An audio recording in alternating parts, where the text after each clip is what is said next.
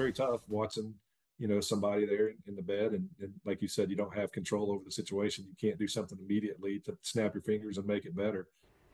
Chiefs defensive end B.J. Thompson is out of the hospital. Now his agent is sharing what the last week was like and where he goes from here. The good news, he's home and on the mend. Welcome in. This is Fox 4 News at 5. I'm Bria Lev. And I'm John Holt. This news comes just 5 days after the defensive end suffered a seizure and then cardiac arrest during a special teams meeting at the Chiefs practice facility.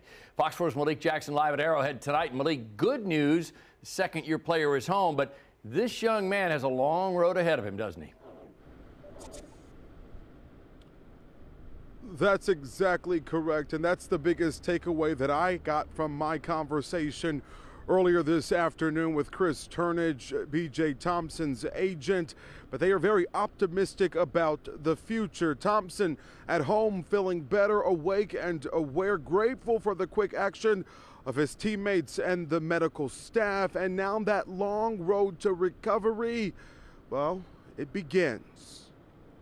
Very scary event for somebody that age to have some kind of issues. Less than a week after the Chiefs defensive end and Arkansas native had a terrifying medical emergency, B.J. Thompson is out of the hospital and now focusing on next steps. BJ's doing much better. He is out of the hospital. He's home. He's having conversations, normal activity.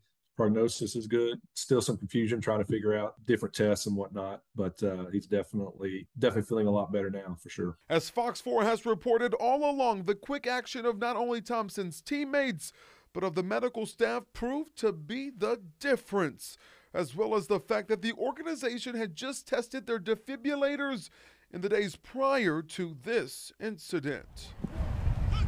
Now the question moves to the future. What does this mean going forward for the 25-year-old and his career, a player just beginning to scratch the surface of what his NFL legacy could be?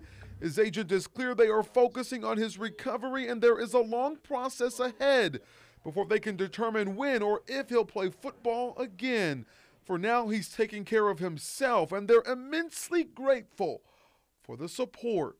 Thank you, number one, for the concern, for the prayers, the thoughts of Chiefs Nation. And then number two, continue to ask for that. It's obviously very helpful.